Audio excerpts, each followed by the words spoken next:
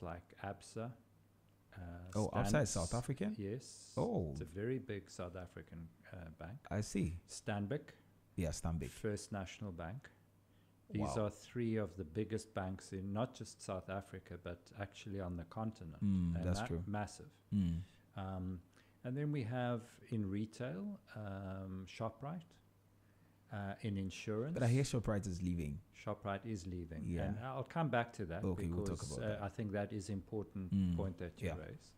They are leaving after 20 years. In insurance, there's Sanlam, there's Hollard Insurance, and very recently, the biggest and most exciting medical insurance company called Discovery Health launched through its partner Acacia Health. Wow. About 2 months ago. We'll come back to that because I think that's important. Sure. And in mining, there's Anglo Gold Ashanti, which everyone knows, Goldfields. These are massive companies in the mining space, the extractives, and everyone more or less has a DSTV, a multi-choice decoder in their home. Even though in recent times there's been a lot of issues. They might be switched off quite soon. But again, it's a household name. Wow. So I think these are brands which are massive. They straddle the continent and in many ways have aided the modernization of their particular industry they're in. Any of the names I've mentioned, you can make the case for the industry that they operate in being far better today than it was before they started. So I think from being a good corporate citizen, I think our companies take their role seriously. It's not just about producing profits for their shareholders. Right. And if you look at any of the firms I've mentioned, and you look at their corporate social responsibility programs that they run, they are deeply integrated into the communities that they serve. And they try to provide all kinds of investment into the communities, whether it be education, health services, to name but two. I see, but so what you mentioned, most of them are South African companies in Ghana. Is it the same thing back home? I mean, back in South Africa? Do we have Ghanaian companies also there? Yes, but not as many as... very few. Very few. Very few. So one of the roles we try to play is to assist with Ghanaian firms looking expanding, to enter. It's not just about South African firms coming this way.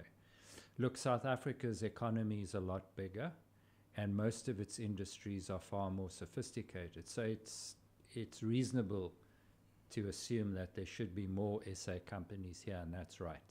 However, going forward, especially on some of the topics we'll uncover today, there's no reason why some exciting small companies from Ghana can really do well in South Africa, mostly in the agri-business space. There's no reason why not. There's some very exciting young brands now, which I think could do quite well.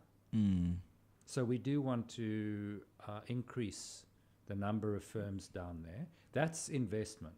But don't forget there's trade between the two countries. So you might be a Ghanaian firm here.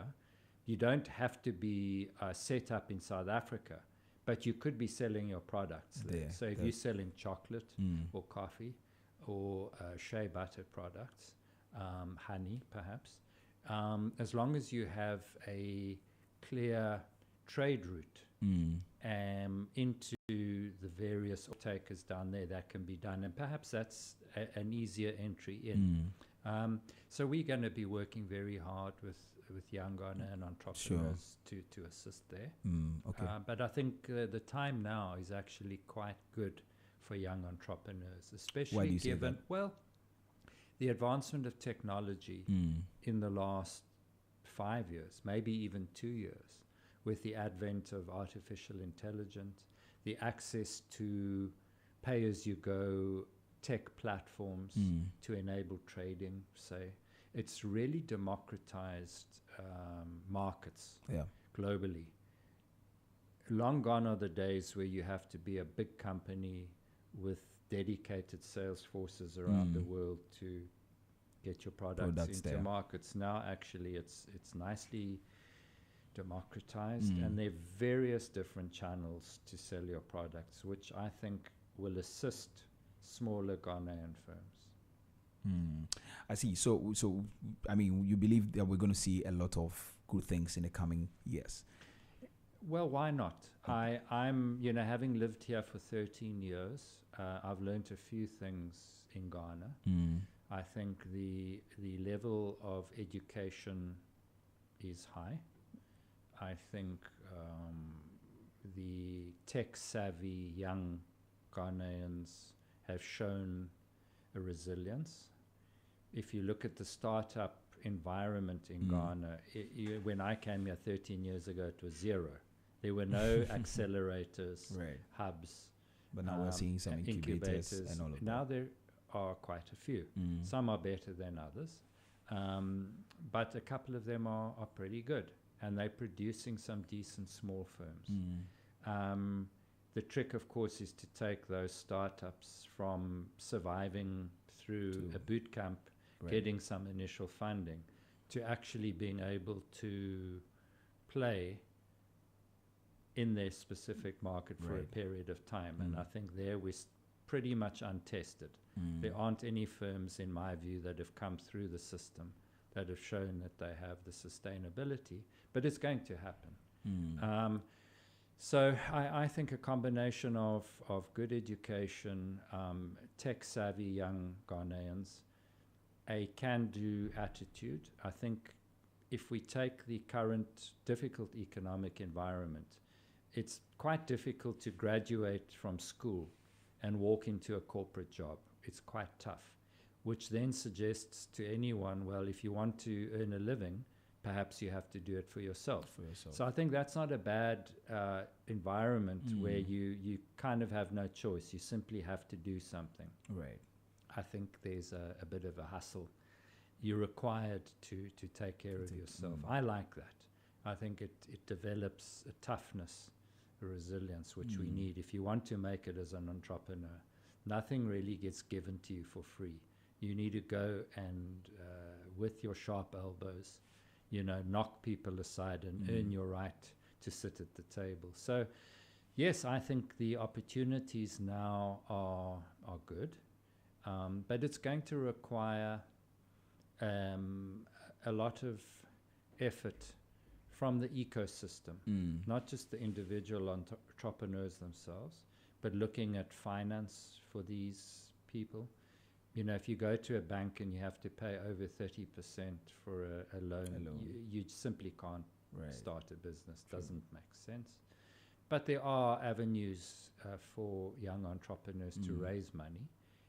It might be through an equity partner, or if it's debt finance, through some of the aid agencies. There are programs which are geared towards entrepreneurial activity.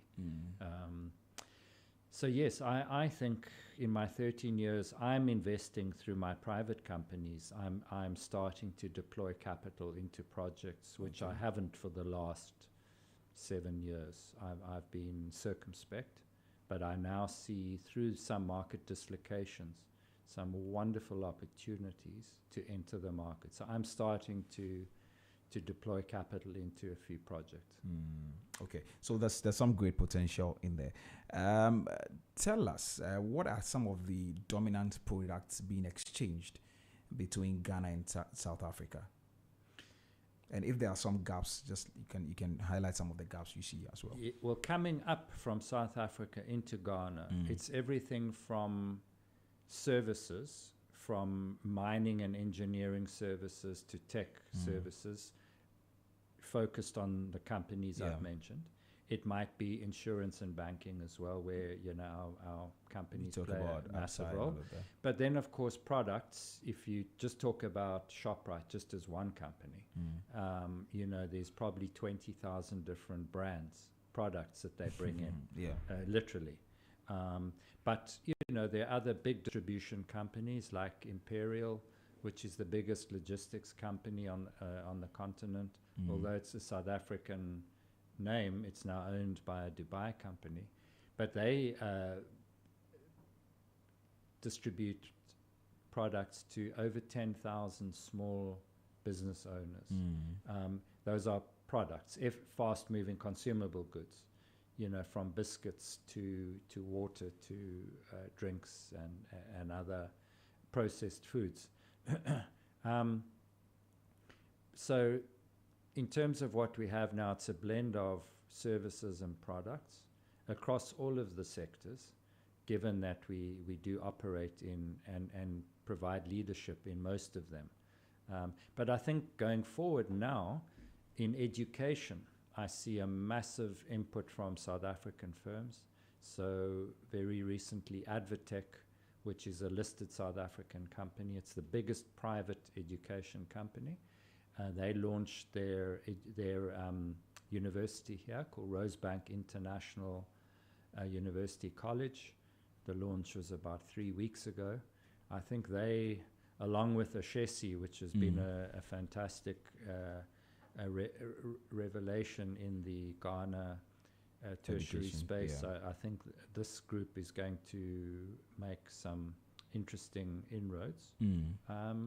So, we are going to be saying goodbye to some brands like ShopRite, but then enter people like Advotech through their Rosebank brand.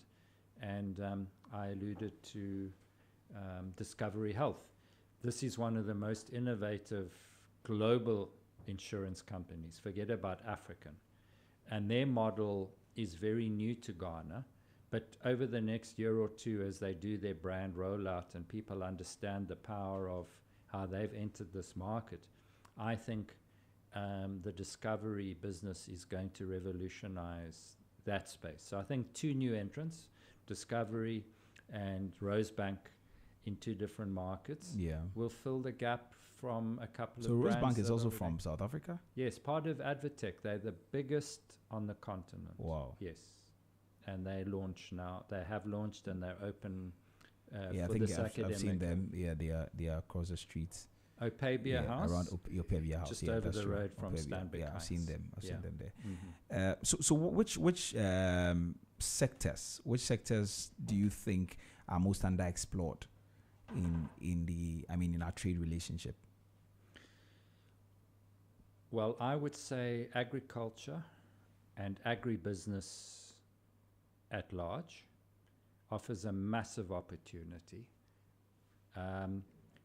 Whilst agriculture is a very strong and leading industry in South Africa, I think in Africa in general, but Ghana in particular, the agriculture space we know is underperforming horribly, and it shows in our inability to produce enough food for ourselves. So we are importing the majority of our foodstuffs, from rice to oil to basic daily requirements, which a lot of it can be produced here for local consumption. Right.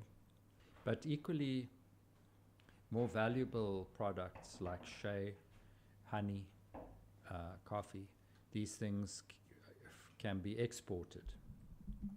And I think there's a massive opportunity to be exploited there. In agriculture in general. And that includes things like financing of agriculture. And it also relates to the supply of equipment and technology for agriculture. So it's the entire value chain that's required to make this happen. So this for me is very exciting. But if you talk about bigger business, because of course in agriculture that can be done small scale and should be done small scale. You can actually have quite a nice little business going. You don't have to be big. But on the bigger end of things, let's say mega projects for infrastructure. Roads, the road system is woeful in Ghana. So it's one thing having a business somewhere in a rural area. You could have quite a good business potentially. But if you don't have any good roads, leading to your business, you can't get your product to market. And that's a reality in some parts of the country, sadly. And if it's in the rainy season, then even worse, of course. So the roads. What about railways? A lot of the mining products, bauxite, manganese, etc., this goes on trucks on the roads, and it's a safety issue first and foremost, but the roads take a pounding. They're not really designed for these heavy loads and high volumes. So I think rail and our South African firms are international leaders in building roads, building railways. So I think there we could play a role. Dams, each area needs to have proper water. So I think we can assist there in terms of the civil engineering on that front. Mining, of course, we know with the gold price being as high as it is, I think there should be some renewed interest in mining. In mining. Yes. But in areas traditionally not yet explored. So, we know around the areas where all the mines tend to be around Tarkwa and Abuasi. Yeah. Great. But further up north, there are massive mineral deposits, say in the Upper West. So there's opportunity to expand mining for firms, exploration firms first and foremost, and then the miners themselves. So, and this assists with the growth of jobs and prosperity in areas which are thus far underserved. So I'd like to see South African firms taking their services further afield than Greater Accra and the areas where we know typically they can make money, because Ghana is well endowed with mineral. A lot of resources. With minerals, yes. So that's for sure. The technology, we have global leaders in all kinds of tech. So I think, again, the ability for our firms to play a leadership role in any of the sectors that they choose is there. But sadly, we're going to have to overcome the deficit which is built up over the last, say, 10 years, where South African firms are negative about Ghana as an economic destination. So there's a lot of work to be done to restore confidence, not just in South African investors, but in international investors in general. If we're at a 17-year low, it tells you something. So it means that we have a lot of work to do as a country to draw people, into the market. Let's talk about the potential. So for Ghanaian entrepreneurs who want to plug in, you've talked about agriculture, mining, banking, and all of that. How can Ghanaian entrepreneurs practically partner with, or in which sectors can Ghanaian entrepreneurs partner with South African, businesses and all of that? Yeah. In which sectors? Well, I think it always starts with understanding your capabilities as a young entrepreneur. If I'm a young guy coming out of, or a young girl coming out of university, and I've got a good first degree, and I say, well, I'm going to be a miner, I'm going to own a gold mine, that's probably not realistic, But you might say, if I want to start a small business, rather start with a problem. Say, what kind of problem could I solve with my skills? Or if I was able to improve and expand my skill set, what problems could I solve there? So in that case, I would look at a sector like agriculture. What worries me when I speak to young entrepreneurs here, and I do it all the time, they're all tech entrepreneurs. And they're all bright, they're all clever, and the tech that they have looks quite reasonable, but they haven't really grasped that they need to solve a problem with this tech. Tech is only a tool. Tech isn't the business. There has to be the big problem to solve. and tech is just one of the tools you use. So I would say you want to look at a business where you can get your hands dirty, you can get involved on day one and start to produce something. Now, if I speak about agriculture, it's not just about putting seeds in the ground and growing something and then harvesting it. That's the farmer. But you could be in the value chain. You could be in logistics. You could be in delivery, say. You could be in storage, cold storage. So the entire value chain. The entire value chain offers opportunities. There's a plethora of fintechs around which offer payment solutions, etc. Yeah. There are probably too many, quite frankly. And one just copies the next. So you probably only need 3 of them, and the other 97 don't need to exist. And I'm quite skeptical and about this and quite negative because the copycat thing actually really doesn't work. As soon as there's 3 or 4 of them doing the same thing, there's only very few people using the solution.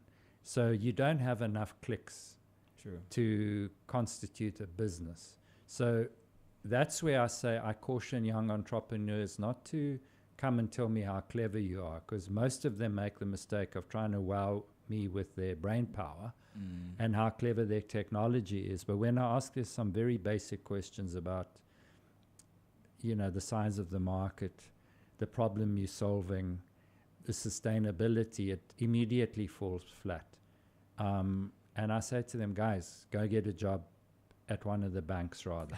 You're better suited, because your business, as good as you might think it is, it's simply not going to make it. And they don't like to hear that.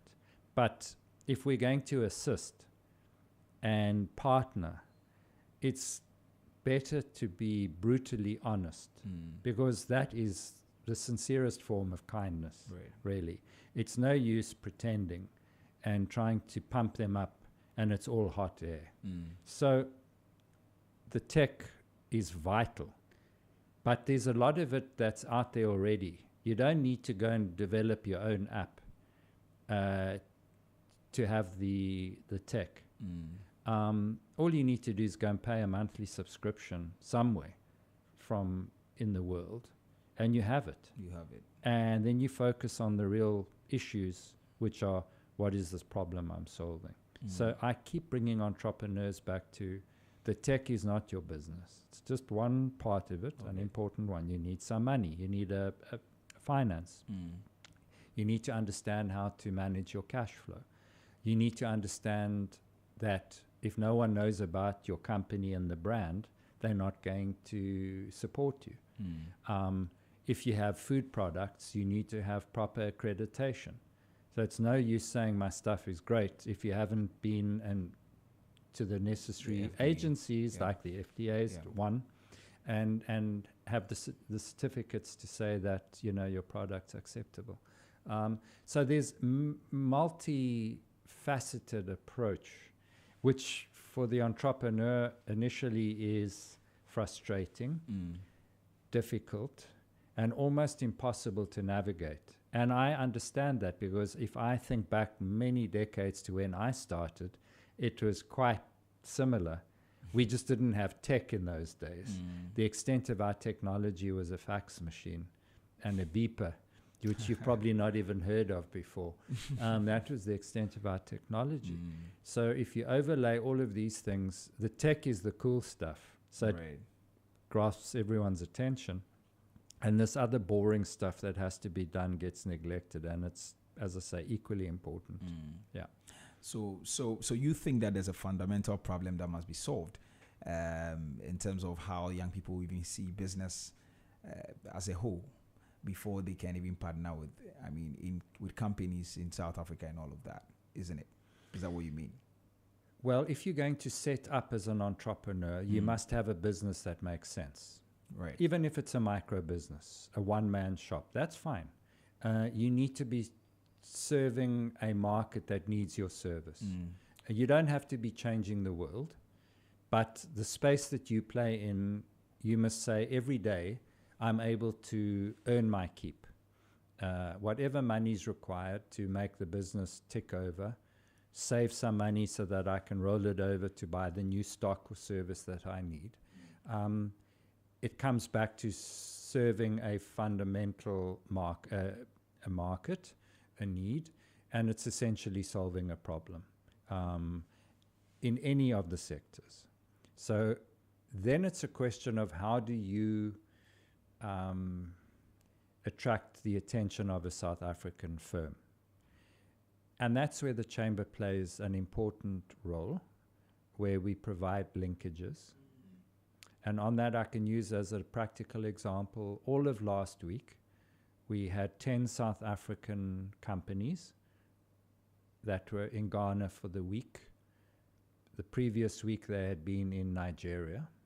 So the Department of Trade and Industry in South Africa brought up a delegation across different sectors. And they had one-on-one meetings that were pre-arranged with Ghanaian firms already before they got here. We had a conference on Thursday at Labadi Beach Hotel, which was incredibly well. Yes, and we had 150 participants. Wow. And there were various keynote speakers from different sectors. And then in the afternoon, it was given over to networking. One-to-one business meetings. Right. So young Ghanaian entrepreneurs were able to sit with these companies, discuss what the South African firm does. And that was facilitated by the Chamber? That was done by the South African High Commission. Okay. Here that also plays a pivotal role in terms of being one of the institutions that assists. But the essential day-to-day commercial activities are carried out by the business chamber. Okay. But in this case, the entire event was a DTIC initiative from South Africa through our High Commission, with the business chamber providing the entrepreneurs and invitations to the young Ghanaian entrepreneurs to come and enjoy the day. So that's one example. But then the business chamber itself is operating day in and day out. As I said, it's 25 years of serving not just South African companies who are our members, but young Ghanaians or any Ghanaian company that's looking to expand to South Africa. And we have different events. We have different networking programs. We will be working with your organization quite soon on the first cohort that starts in the Tech Hub. So we provide these day-to-day linkages, their programs. We take Ghanaian firms to South Africa for various programs. There's the very well-known ones are the mining in Durban in February. Okay. There's the IT Africa Expo in November. And you pick a sector, there are these expos in South Africa just about every month where Ghanaian firms rather can go down and walk around and matchmake with hundreds, if not thousands, of South African firms. So we assist there. We also work with very good government institutions like the Ghana Investment Promotion Center. We have a very good working relationship with them. Right. We work hand in hand, but with other agencies as well. Okay, can you share examples of some Ghanaian firms that you've supported to expand to South Africa and all of that? Yes. So we have a small shea butter business that is a member of our chamber, and we've assisted Betty, the owner, placing her products in the big retail chains, like ShopRite, that's up here, but there's several big chains like that. And that's, for me, is a success story. Okay. We have a couple of travel firms, travel agencies that are our members, that are regularly sending delegations of people down to South Africa, whether it be on holiday or for corporate travel. And they've developed quite a network of travelers in South Africa, working with the whole travel industry down there, hotels, guest houses, restaurants, where they're able to put package tours together for Ghanaians going down there. So if you're a first-time traveler and you're nervous, we have a couple of excellent travel agencies that put these tours together. So I think that for me is testimony of entrepreneurs that have really taken time to understand the South African travel sector. Right. It helps, of course, that we now have visa-free travel between the two countries. And I think that's where at a diplomatic level it assists. Overnight, it made business a lot easier for some of these companies, especially if you're in the travel space. Right. Yeah. So there are a couple of others that I could speak about, but I think for now, if we talk about Betty and her shea butter business, that for me is a huge success story. And the travel business, moving people to and from, I think is good. Okay. But I wish in a year or 2 or 3 years' time, I could talk about 10 other Ghanaian businesses that are now actively plying their trade in South Africa. So roughly, if you want to mention the number, how many can you mention? The number of businesses that you've helped partner with South African firms or do business in South Africa? It's dozens every year. It's not in the hundreds, unfortunately, but certainly in the tens. It's up to each company then to be good enough to perform. Right.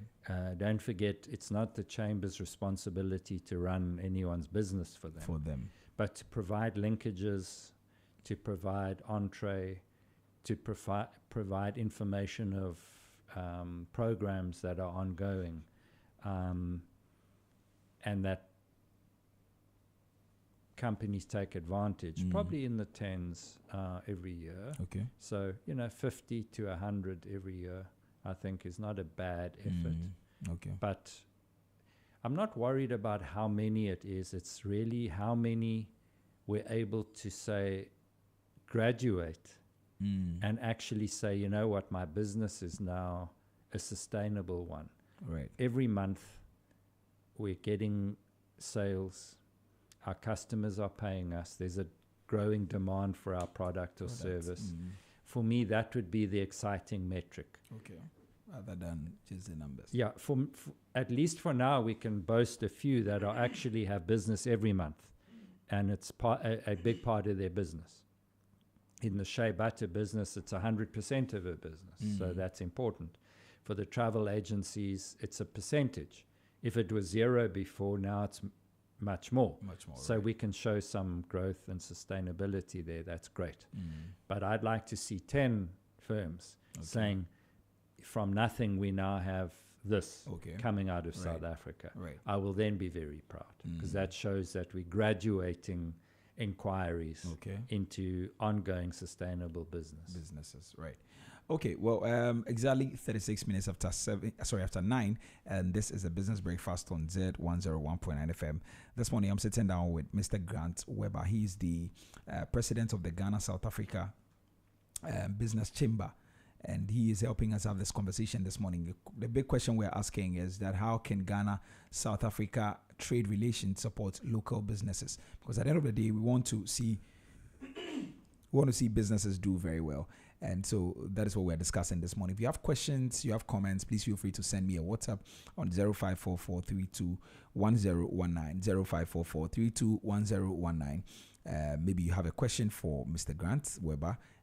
Feel free to send me a WhatsApp. You can also call me on 03039566641, 03039566641. The phone lines are open now. Feel free to call in and then ask a question. 03039566641, and then we give you the opportunity to share your thoughts. We're streaming live on Facebook at ZFMGH, so drop a comment under the live stream and we will read them for you. Also do same on YouTube at Z Multimedia, and we'll read your comments for you. All right, Grant, so let's continue the conversation. So of course, every partnership comes with its own hurdles. What are the hurdles you've seen in trade relations between Ghana and South Africa? Is there maybe some structures, what exactly have you seen as some of the hurdles that are in the chain? Yes.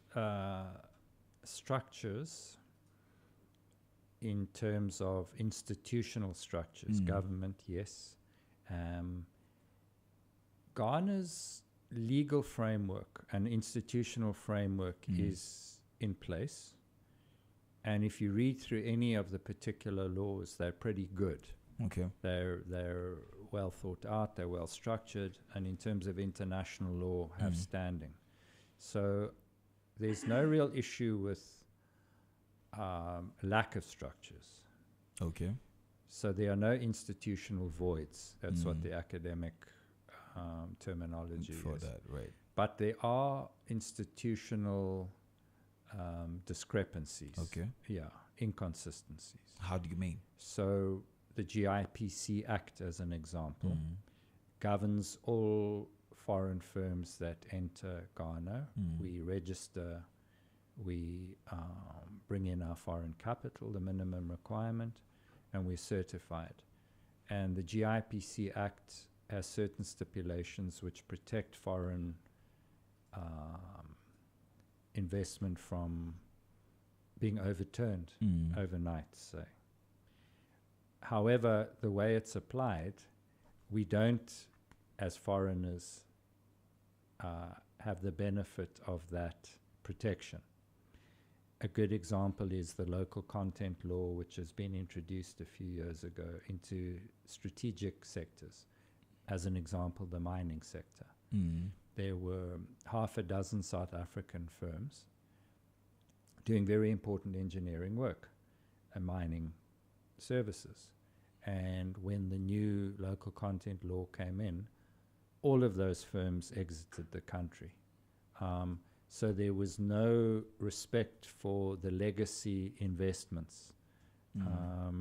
So that is one example of the law is there, but then how it's applied is something which is a concern. And when these firms leave and go home, having lost tens of millions of dollars in aggregate, their story to other potential entrants is a negative one. So the ability for foreign firms to understand and navigate Ghana's institutional landscape is important.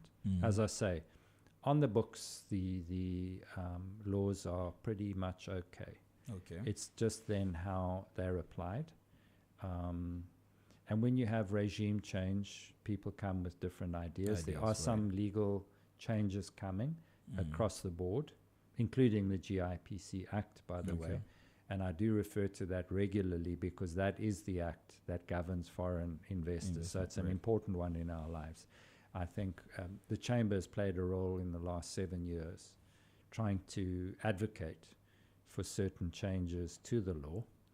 And President Mahama, in his recent trip to Japan and Singapore, was quite clear that there's certain positive changes coming within that act, which is to be applauded. It will attract more smaller firms to come and try and do business here, and I think that's what Ghana does need. Yes, we need big firms for mega projects, absolutely, but we need 1,000 small firms doing JVs with local partners, creating jobs. So I think that will be one of the hurdles which will be removed once the GIPC Act is actually, the new one is in place. So understanding local culture is vital, clearly. Understanding how to do business here. You can do business on your own in terms of the law. It's quite allowed. But I think it's always prudent to have local partners. Even if the law doesn't require it, I think it makes sense on any number of different levels to have local partners. To have that. So then the trick is to find not always the best local partner, but the local partner that provides a good fit with your company, culturally,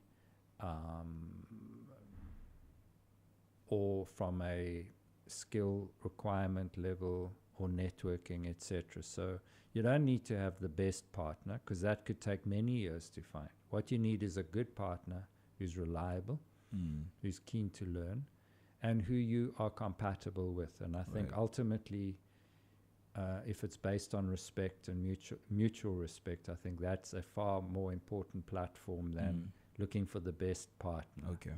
Which will take forever. Well, so, I mean, of course, the focus of our conversation largely is also to help businesses here expand to South Africa.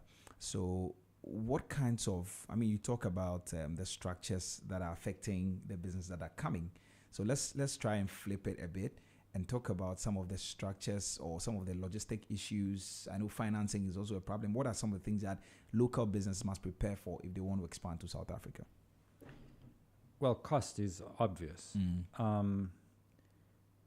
If you're a small firm, access to finance is always hard. You don't need to be a Ghanaian small firm to struggle to attract finance. I think you're a small firm in any country in the world, it's always the most difficult thing. So that is an issue. But just starting out and really trying to understand how long it takes before you've sold a single product or service. It's very costly and takes a long time. And you need to be able to finance this before you're able to go to the bank to get a loan. The bank's not going to give you a loan before you've sold anything. So you need to be able to have some savings.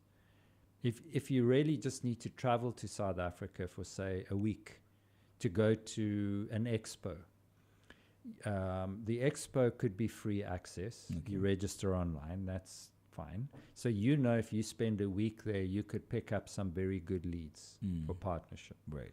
But you need to pay for your plane ticket. That's $1,000. And you need to stay, if you don't have friends there where you might be able to sleep on their couch, you need to stay in a hotel. And then, you need a taxi and you need to eat every day. So, you're looking at, say, $2,000 for a week. I don't think that's even enough. But yes, it could even be more. Yeah, it could even more. Yeah. But when you convert that to cedis, it's quite a lot of money. It's a lot of money. And if you're an individual, you're not going to go once and spend $2,000 or $3,000 and your business is running. Yes, yeah. You might have to go several times. True. And so there are costs associated with it. You need to have some basic online presence, a website. You need brand. You need all of that done. These days it's a lot cheaper, but you still have to have it done. And it doesn't come for free necessarily. Right. So in the build up to getting your business off the ground, I think that's always the hardest part. I think in the last, say, 4 or 5 years, the incubators and accelerators have done an incredible job with young entrepreneurs that have got good ideas. They go to these boot camps and they really get good assistance with all of these things that I'm speaking about. And it's like going back to school and you learn, how to count and read and write in the commercial context. It's really about starting a business from scratch. How to do a budget, how to understand cash flow, and how to understand how the cost of time. So I think for entrepreneurs, it's this cost of time thing. From the beginning to when you sell your first product is where your dream dies for just about everyone. If you can't get from your dream, this real vision, to selling your first product, that's where 9 out of 10, that's the graveyard. So it's how do we get you through the graveyard, get you to sell your first product. Then it's a whole new set of headaches when you're up and running, but at least you're up and running. So how do we get you through this business phase before you've actually got a business? It's just an idea. I see. So you talk about financing as a major one. Have you, is there anything related to logistics as well? And while you try to answer that, do you think that there could be some collaborations between Ghana and South Africa to deal with those problems? You mean overcome the costs? The cost of and moving? all of those things. Yes. Or those ones are So things we can't do anything about. no, I think that's a good question, and it's a valid one. If you're a South African firm and you're coming up to Africa on various of these programs, the Department of Trade and Industry has funding available. You need to apply. They're very strict criteria. But if you are up in Africa trying to promote your business and your products, provided you go through the process properly and the DTIC is happy with your application, they fund the most part of your trip. Now, I'm not sure that there's anything tangible like that in place for Ghanaian entrepreneurs wanting to go somewhere else in Africa. So I think there's something to be learned there from South Africa's Department of Trade and Industry, where they have funded logistics, travel costs Wow. for their South African big firms coming up to anywhere, in not just Africa, by the Wow. way, in the world. That's awesome. We're focused on Africa, especially because of, you know, the sort of upward trend and trajectory now in the intercontinental free trade area. I think the ability to promote and grow intra-African trade, I think, is a good one and important. So I think the various government agencies in Ghana need to be looking at how they have programs where they can fund entrepreneurs in this way. I think that's very helpful. All right. Now, you talk about AFTA. I mean, and a lot of things have been said about AFTA, but in practical terms, how can Ghanaian businesses use AFTA to reach not just South Africa, but even the wider Southern Africa market? How can we leverage AFTA like that? Well, let me start by saying I think the AFTA concept is an excellent one, as a philosophy first, and then as an organizing framework and an enabler. I think it's great. It's great. Okay. However, these things are often stillborn. If you are using that right now as one of the main pillars of your business, you're in trouble. Why do I say that? As noble and objective as what the AFTA framework has, it's slow, it's laborious, and it's still going to take a very long time until we see real, tangible growth. There are green shoots now, but it's incredibly frustrating. Most of the talk on the ground is negative. You can't just say it's great and that's it. So whilst it's okay, you know, I still think we're decades away from this thing being something tangible. What will it take? What will it take to make it tangible? I'm always skeptical of government agencies running things. The minute we move from the main driver of this being government agencies, in this case the AU, although the Secretariat sits here in Accra, you know, it's an African Union initiative. Government agencies are notoriously bad at running things. They're very slow, they're inefficient. A noble objective, fine. So I think when private sector muscle gets behind it and there's a real momentum that gathers, I think then we'll start to see something. But other impediments, you know, we want free flow of goods and services, but we don't have free flow of people. So how do you mean? Well, visas, restrictions on travel. Some countries are very easy and automatic. Between Ghana and South Africa, that's a great example. We now have 90-day visa-free travel both ways. It's only a very recent thing. I think it's been 18 months. But before that, it was very difficult for Ghanaians to get visas sometimes. True. But in other countries, between countries, it's almost impossible. So you want to push your goods one way, but you can't get there yourself. So that is a real impediment, and that has to be thought about and solved. So don't get me wrong. I am skeptical, and as I'm a businessman, I need to be, because time is money. And when you're trying to deal with government agencies and individuals within these frameworks, it's tough. Nothing seems to happen. And when I speak to other actors, it's the same thing. It's essentially negative. So there's a lot of work to be done, even though I think it's a very good idea. All right. Okay. Our time is almost up, and so we will go very soon. But I want to ask, is South Africa a natural gateway market for Ghanaian entrepreneurs? It should be. It should be. So how do we go from theory to practice? Yeah. And I think that's the trick. Sorry. Thank you.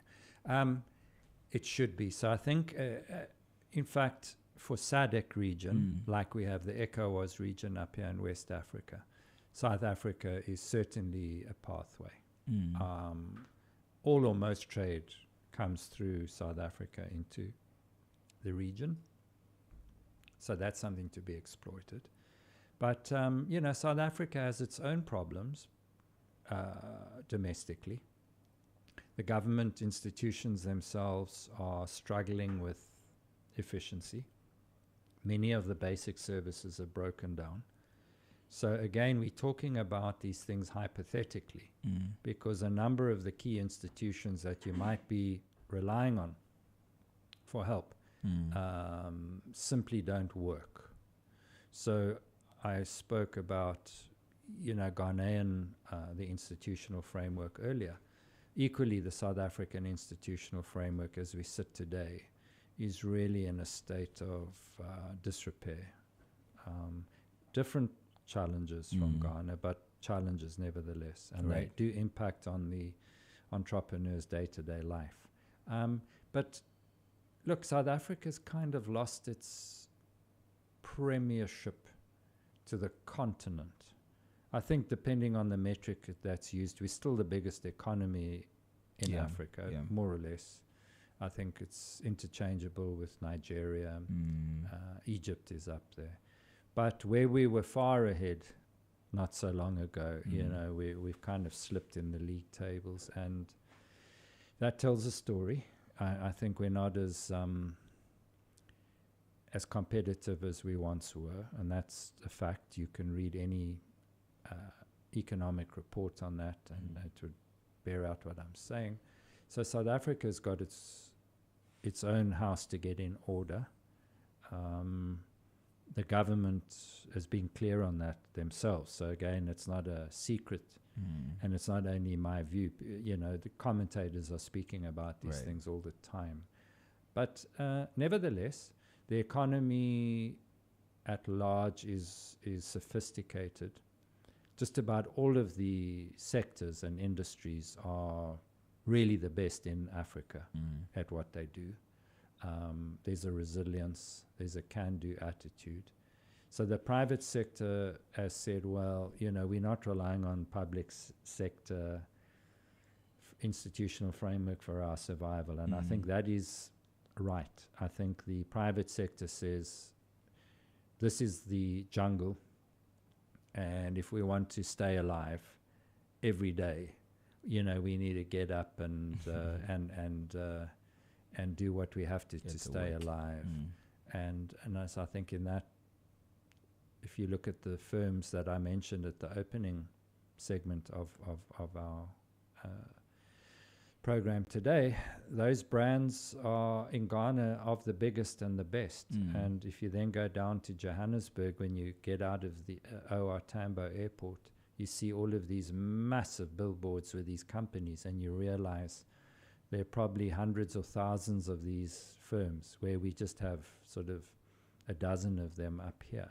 But these are big, strong, excellent companies. So should be a gateway, should be doing better, but nevertheless still very, very important. There's still some more work to be done there. Let's talk about investment and financing, then we can wrap up. So I want to know which kinds of financing is more attractive to South Africa. Is it venture capital? Is it so venture capital, supplier credit, equity stakes? Which ones are most attractive to South African investors? Well, I would say for Africa, the advent of private markets, which is what you've spoken about, venture capital for early stage companies or private equity for later stage, is absolutely crucial. 10 years... Did I say venture capital? Joint ventures, I meant to say. Yes. Yeah. So I think it could be part of the same. Right. Up till a decade ago, you relied just about on banks for your finance or your family and friends. Or combination of both. Well, I'd say in the last decade, private markets have become far more active, and there are many billions of dollars now at play from venture capital firms and private equity, from micro-sized firms where you could attract, get a $5,000 investment, whether it's debt or equity, up till, a couple of billion and everything in between. So I think having equity financing now through private markets is crucial. And, that sector is really doing what banks can't do. And so that's good. Joint ventures are an essential product of the private markets. So if you have a business idea that makes sense, a fund would say, fine, we will give you the money you need, and then you negotiate a percentage in the business. So you then have a partner. So that is a joint venture. You have a fund which takes a share in the business, and the founders retain whatever stake they can negotiate. And then as the business grows, you have subsequent fundraising rounds, as they're called. It does mean that the founders dilute their share, so your share goes down. The funds or the subsequent shareholders come in, they give you their money, but they require a stake in the business. But it's shareholding. It's a joint venture, just of a different nature, but it's more or less the same. And then after a period of time, it used to be 5 years that say, we'll put our money in, you'll go from zero, and they love to throw terms like 10x your business. In other words, you'll go from zero or something small to 10 times your business valuation, and then we will exit. In other words, we'll sell our shares. Someone will buy it. That's the model. From nothing, more or less a decade ago, the African Venture Capital Association, the South African Venture Capital Association, and more latterly the Ghana Venture Capital Association is doing very good work. And I think the GVCA here in Ghana must be applauded. They're doing incredible work promoting private markets. And even as pension and allocation of pension funds now, the law before said zero, where I think now the new laws either coming out or have just come out, stipulate a percentage of pension funds that can have private equity money in it, where it was zero before. They now have fought really hard in terms of the advocacy to say private markets should form part of a pension fund. So that's good news. It's early stages in West Africa for venture capital and private equity. There's still too few funds, and there's still too little money allocated. But it's better than zero. So I think these early pioneers in this space, I think are, for me, are champions. I think they're heroes. Okay. And we need more of them. And I think we will get more. They're learning as they go along. And more money's becoming available as success stories, hit the media. So I think the private markets phenomenon going forward plays a vital role in Ghana seeing more and more small firms emerging from nothing. Right. All right, Grant, we have to go now. Are there any final words you want to give to entrepreneurs and young business owners or local businesses listening to us this morning? Yes, I think if you're a young Ghanaian of any educational level, quite frankly, there's never been a better time to be exploring the opportunity of owning your own business. There's never a perfect time. There's never an easy time. But right now, through the democratization of markets, through easy access of technology and partnerships and accelerators, incubators like there are now, now's your time. Keep your wits about you, though. It's not easy, and it's often heartbreaking. I know because I've been through it as a young entrepreneur many decades ago, but if you survive, even if you don't, you have a story to tell your grandkids one day.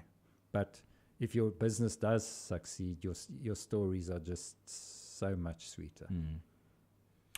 All right, Grant, thank you very much for your time. Really grateful that you came this morning, and thanks so much for sharing those insights.